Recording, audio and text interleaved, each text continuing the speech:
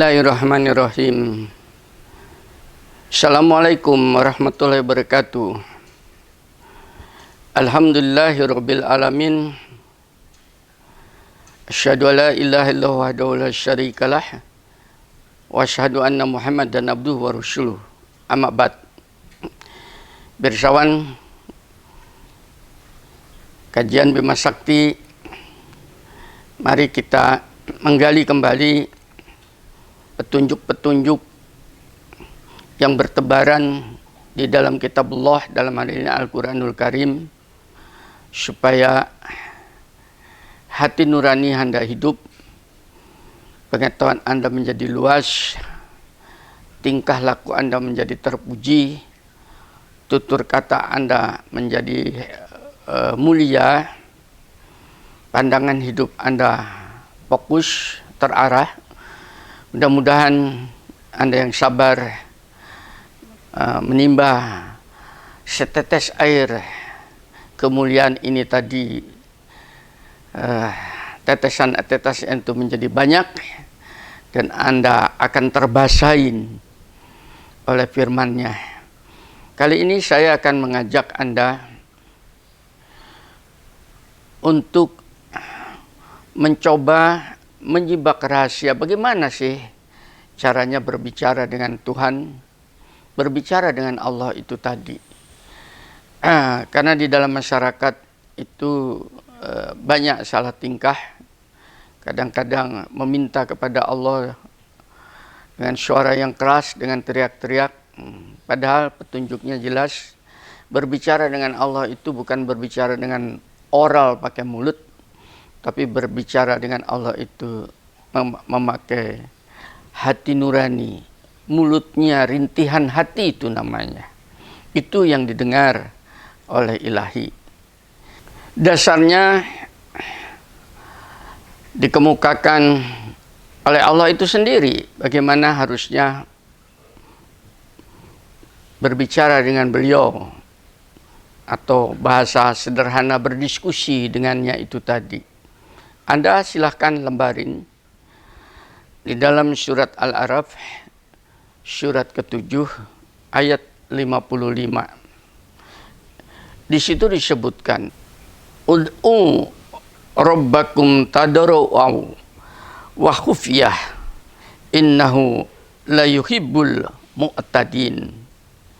Memohonlah, berdiskusilah, berdialoglah, bicaralah kepada Tuhanmu itu dengan rendah hati. Artinya bukan takabur, bukan berdikte. Rendah hati itu begitu. Dan dengan suara yang lembut.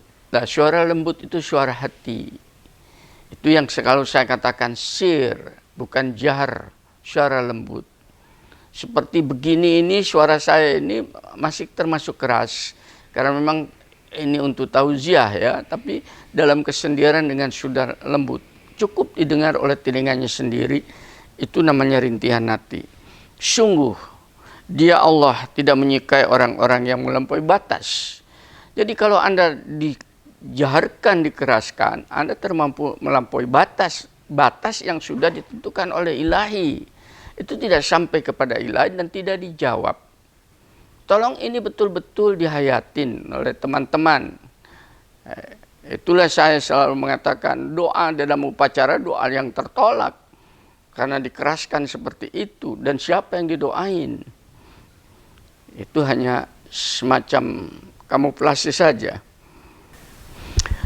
Di dalam ayat 205-nya, di dalam surat yang sama, yaitu Al-A'raf, di situ disebutkan, dan ingatlah terhadap Tuhanmu, atau berbicara dengan Tuhanmu dalam hatimu. Dengarkan ini, perbaiki metode diskusi Anda itu keliru. Dalam hatimu dengan rendah hati, kembali diulang, bukan takabur, bukan arogan, dan rasa takut. Rasa takut itu khawatir, diterima atau tidak, salah atau tidak. Ini kekhawatiran itu bukan berarti sedih, tidak, khawatir. Sehingga dengan demikian di situ Anda akan betul-betul betul-betul berhati-hati. Rasa takut itu rasa harap maksudnya. Bukan takut siksa, tapi harap-harap cemas. Dan dengan tidak mengeraskan suara kembali ini. Jelas sekali. Haram itu mengeraskan suara kalau Anda di dalam berdoa. Betul-betul haram, tidak boleh. Bukan makruh, haram. Pada waktu pagi dan petang, dan janganlah kamu termasuk orang-orang yang lengah. Lengah itu ya lalai. Maksudnya berbicara dengan Tuhan, dikiranya Tuhan itu tuli, padahal tidak. Dengan dua ayat itu harusnya Anda sudah tergugah hatinya untuk memperbaiki dirinya, supaya harapan Anda itu tidak tertolak. Kenapa bahasa hati dalam diskusinya bukan pakai mulut, tapi dengan hati nurani? Karena itulah hukum-hukum ilahi yang ditetapkan, yang mau, yang memperkenankan Allah menerimanya. Ini Anda bisa baca dalam surat Al-Anfal, surat ke-8, ayat ke-24. Wahai orang-orang yang beriman, jika Anda beriman, penulis seruan Allah dan Rasul, apabila dia menyerumu kepada sesuatu yang memberikan kehidupan yang baik kepada kamu. Insyaallah, pada saat kita melakukan seruan Allah, seruan ilahinya, untuk mengamalkan ritual-ritual keislaman, untuk mengamalkan ritual-ritual sosial itu tadi, kita sudah penuhin. Dan ketahui bahwa sesungguhnya Allah membatasi antara manusia itu dan hatinya, dan sesungguhnya kepadanya kamu akan dikumpulkan. Membatasi itu ukuran manusia, kualitas itu pada hatinya ini tadi. Sama contohnya, sebagai satu contoh sekarang, Anda mendengarkan tausiah saya ini, tergerak enggak hati Anda itu? Kalau baru sekalian 2 kalimat sudah dimatiin, ya itu sudah kelihatan bahwa Anda sudah menaruh dinding yang tebal untuk tidak bisa dipenetrasi pengetahuan ajakan-ajakan ilahi. Ya salahnya Anda sendiri. Dan saya akan tetap insya Allah membardemen kepada Anda firman-firman ini sampai Allah menentukan lain terhadap saya. Insya Allah saya akan digerujuk dengan pengetahuan dan disampaikan kepada Anda. Karena saya suka. Karena saya tertarik hati saya untuk mengamalkan ajakan ilahi, menyampaikan firman ini. Hati saya, bagaimana dengan hati Anda?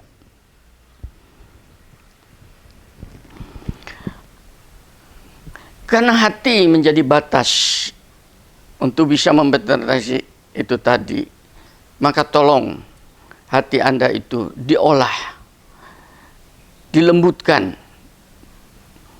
dibina.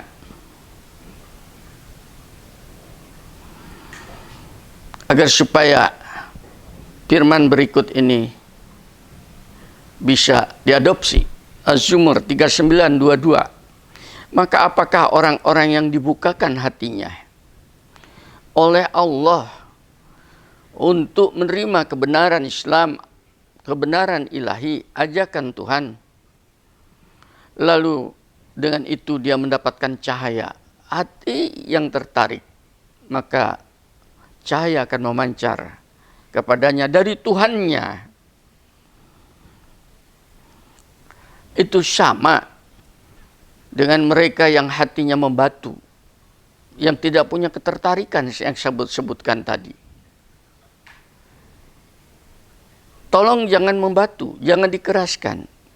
Karena kalau Anda kekerasan, maka ayat berikut mengatakan, maka celakalah mereka yang hatinya telah membatu untuk mengingat, untuk berdiskusi dengan Allah, untuk rindu kepadanya. untuk mencari jalan pulangnya. Sudah membatu itu, celaka. Mereka itu dalam kesesatan yang nyata. Dipertegas oleh Allah. Saya menyampaikan itu supaya hati Anda tidak membatu. Saya lembutkan dengan setetes demi setetes. Mudah-mudahan pecah hati yang membatu itu. Yang dengan itu kemudian akan tumbuh berbagai kebenaran, kebajikan, hidayah daripada Allah di dalam rongga dada Anda, di dalam hati nurani Anda. Karena hanya dengan itulah masuknya petunjuk.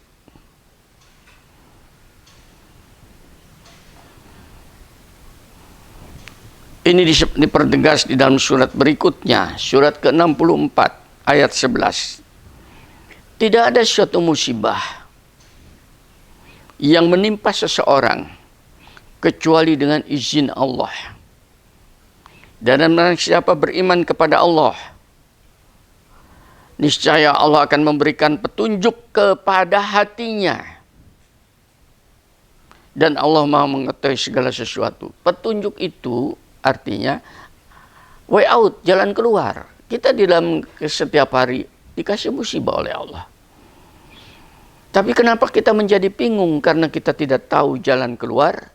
Kita di dalam kegelapan. Tapi kalau sudah dipenetrasi cahaya ilahi, seperti ayat sebelumnya, maka akan kelihatan bahwa musibah yang datang kepada kita itu pada dasarnya adalah karunia seberat apapun dalam rangka untuk melakukan pembinaan, menguatkan mental, menguatkan fisik, menguatkan tekad, integritas diri. Itu. Lah itu namanya petunjuk. Dan itu hanya hati yang bisa membaca. Kenapa saya sudah berusaha kayak demikian kok gagal terus? Tanya pada hatinya. Ya mungkin bukan di situ tempat Anda. Insya Allah tempat lain. Minta bimbingannya. Itu hati.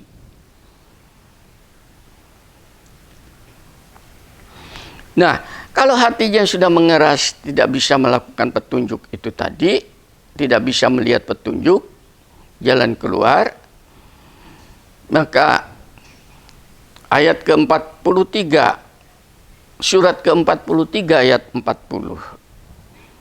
Apakah engkau dapat menjadikan orang yang tuli bisa mendengar? Atau engkau memberi petunjuk kepada orang yang buta hatinya dan kepada orang-orang yang tetap dalam kesesatan yang nyata? Di sini terbatasnya. Petunjuk apapun diberikan kepada hati yang sudah membatu, yang sudah tidak mau terbuka, yang sudah tidak mau diperbaiki dan sebagainya, itu akan tertolak terus. Dan ini mayoritas menguasai umat manusia ini, sehingga nilai-nilai kemanusiaan menjadi berantakan. Lah firman ini, petunjuk ilahi ini dalam rangka mensejahterakan Anda semua.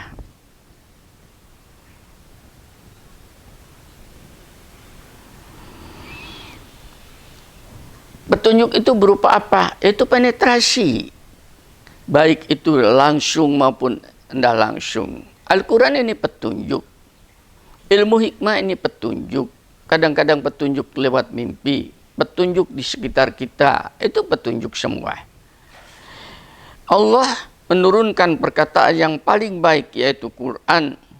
Serupa ayat-ayatnya. Lagi berulang-ulang. Nah, tadi Al-Quran ini petunjuk. Tapi kenapa kebanyakan umat Islam tidak paham dengan Al-Quran? Karena tidak pernah menggali, hatinya keras.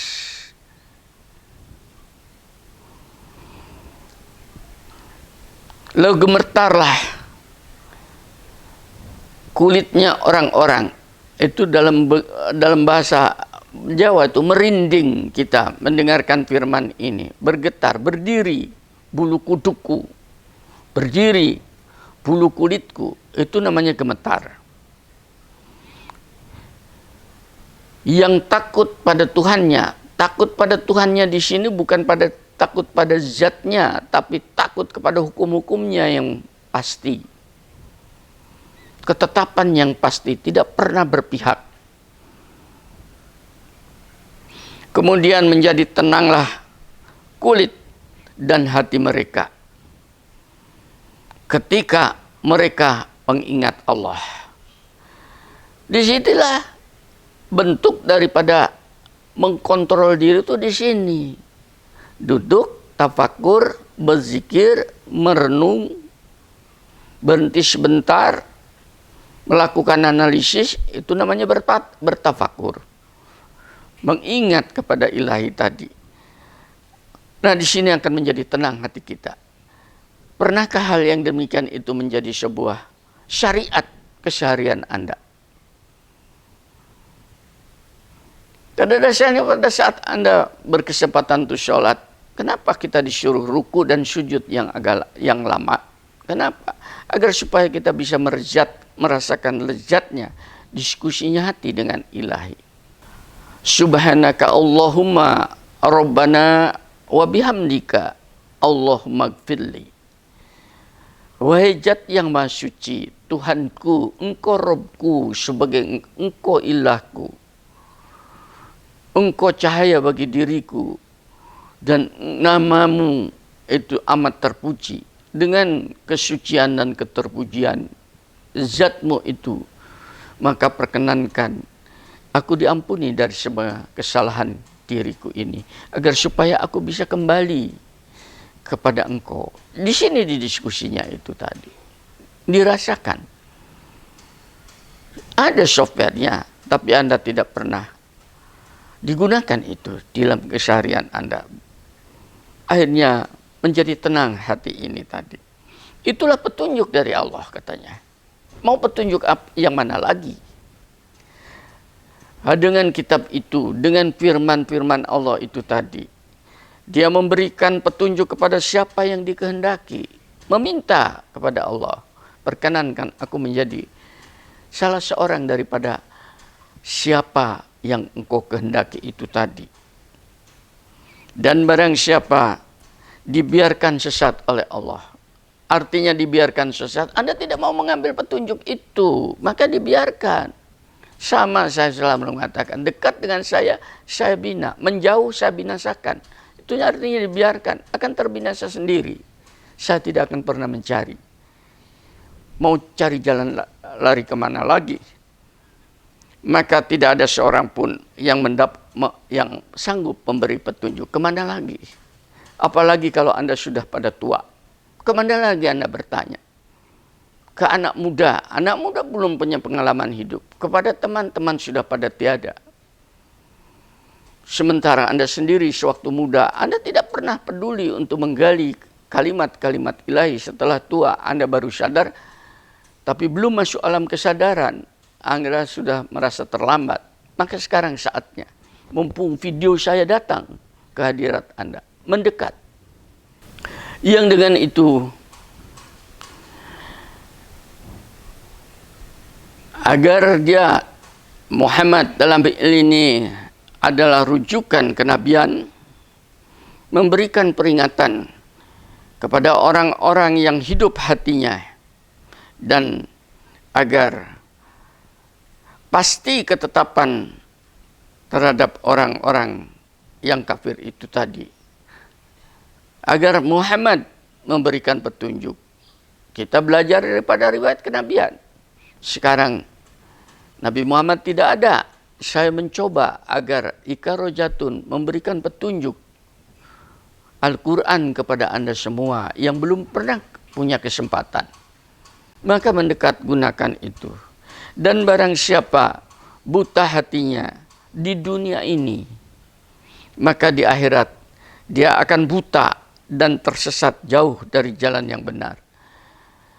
Saatnya Anda untuk membuka mata hati Anda agar supaya tidak buta di akhirat. Buta di akhirat sudah tidak tahu jalan. Artinya digiring kepada jalan yang gelap gulita dan penuh penderitaan. Tapi kalau hati Anda sekarang ini terbuka untuk menerima kebenaran, wah insya Allah di akhirat akan kelihatan jalan menuju ridho Allah itu terang benderang. Lebih terang daripada cahaya matahari ini tadi. Wah insya Allah bimbingan-bimbingan itu sekarang saatnya.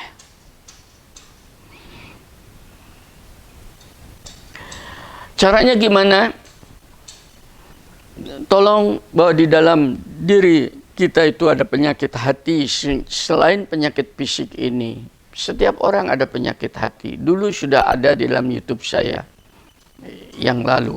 Ada penyakit bangga diri, ada penyakit kikir, ada penyakit suka dusta, ada penyakit iri, dengki, macam-macam. Saya tidak berbicara itu lebih jauh, tapi semua orang sudah rahasia umum itu penyakit hati. Nah, kalau penyakit ini tidak pernah Anda keluarkan, Anda obatin, maka Quran mengatakan, dan adapun orang-orang yang di dalam hatinya ada penyakit, maka dengan kalimat-kalimat firman-firman yang disampaikan kepada yang bersangkutan itu bukan tersembuhkan, akan tetapi akan menambah kekafiran mereka yang telah ada, dan mereka akan mati dalam keadaan kafir. Pengertiannya itu tadi, Anda mendengarkan firman Allah itu, ada penyakit iri, ada penyakit arogan. Saya sudah tahu. Ngapain saya berguru dengan orang demikian? Bukan berguru dengan saya, berguru dengan firman-Nya. Saya hanya penyampai. Saya pun tidak kenal siapa Anda. Coba tangkap itu tadi, agar supaya Anda tidak termasuk orang-orang yang disebutkan ada penyakit. Mereka itu adalah orang-orang yang sesungguhnya Allah mengetahui, diketahui oleh Allah, apa yang ada di dalam hatinya.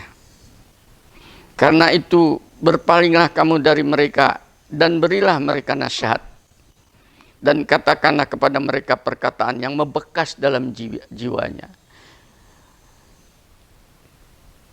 Karena mereka suka menolak kebenaran itu, saya hanya menyampaikan ini tadi. Saya pun tidak ingin mendekat. Berpaling itu pengertian. Sudah kamu sampaikan, tapi berikan kata-kata yang membekas. Satu contoh, aku sudah menerima firman dari Allah. Entah Anda, itu membekas namanya. Mudah-mudahan Anda sadar. Dan diri Anda itu ada penyakit. Itu membekas supaya Anda berpikir. Dan seterusnya. Dan supaya Anda mau. Anda punya penyakit kikir. Itu namanya membekas. Supaya Anda menjadi orang yang suka membantu. Nah, kalau kita sudah berlatih seperti itu dari hari ke hari, insya Allah nanti Allah sendiri akan turun tangan untuk memperbaiki rongga dada kita itu. Makanya memohon, Tuhanku, hatiku ini busuk, hatiku ini kotor, banyak penyakit yang sudah ngendon di dalamnya, sudah menguasai hatiku yang rusak ini. Lalu kemana aku harus berobat? Kepada siapa aku meminta nasihat? Dan siapa pula yang bisa memperbaiki hatiku ini? Kalau bukan Engkau pencipta hati diriku ini. Wahai Zat yang Maha mengetahui. Begitu caranya. Bukankah Engkau sangat sayang dengan makhlukmu? Maka jadikan aku menjadi hamba-Mu yang tersayang dengan memperbaiki rongga dadaku ini, agar supaya aku bisa mudah terpenetrasi oleh nasihat-Mu, baik langsung atau tidak, karena aku merindukan Zat-Mu. Nah, ini yang dinamakan resonansi hati. Dilatih itu, beresonansi. Saya dulu mengatakan, garpu tala kalau dipukulkan, teng, tuing, itu beresonansi. Iya. Udaranya. Nah, hati juga beresonansi. Apabila hati itu tadi dilatih untuk berdiskusi dengan Allahnya. Cara diskusi seperti yang saya sampaikan itu resonansi. Tidak usah pakai bahasa Arab. Kamu tidak bisa menjiwai. Karena dalam bahasa itu ada kultur, ada retorika dan sebagainya. Dan dalam bahasa, kalau kamu orang Jawa, bahasa Jawa itu, Masya Allah.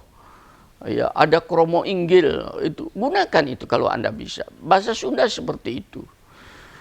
Ya, itu akan lebih berbekas. Nah, sesungguhnya orang-orang yang beriman adalah mereka yang apabila disebut nama Allah bergetar hatinya. Bergetar itu beresonansi itu tadi. Merindukan, mencintai, mendambakan. Agar supaya tidak putus informasi dari ilahi dan kecintaan terhadapnya itu tadi. Itu bergetar. Dan apabila dibacakan ayat-ayatnya kepada mereka, baik langsung maupun tidak langsung. Tidak langsung ini lihat video seperti yang saya sampaikan. Itu berapa ayat saya sampaikan kepada Anda? Maka bertambahlah kuat imannya. Makin yakin. Oh, ternyata Quran ini benar adanya. Aku tidak mau mengikuti omongan orang. Aku akan mendengarkan apa yang disampaikan Prof. Ika ini. Karena hanya firman dan pengetahuan yang disampaikan itu tadi. Bertambah kuat imannya. Dibuka Qurannya. Tidak Anda paham. Tanyakan langsung. Lewat telepon. Dan hanya kepada Tuhan mereka bertawakal. Kalau sudah kita usaha ikhtiar itu tadi. Fatawakal Allah. Hanya sampai ini Tuhan. Kemampuan diriku, ikhtiar yang kau berikan kepada diriku ini untuk mendekat, untuk mengingat engkau. Berikutnya aku serahkan jiwa raga ini adalah milik engkau. Saat ini pun aku kembalikan kepada engkau. La haula wala quwata illa billah, inna lillahi wa inna ilaihi raji'un. Mudah-mudahan Anda yang sabar dan Anda yang bersungguh-sungguh mau mendekat kepada ajakan-ajakan yang saya sampaikan melalui firman-Nya ini tadi, Anda akan dibimbing dan itu adalah janji Allah. Percayalah. Walhamdulillahirabbil alamin. Assalamualaikum warahmatullahi wabarakatuh.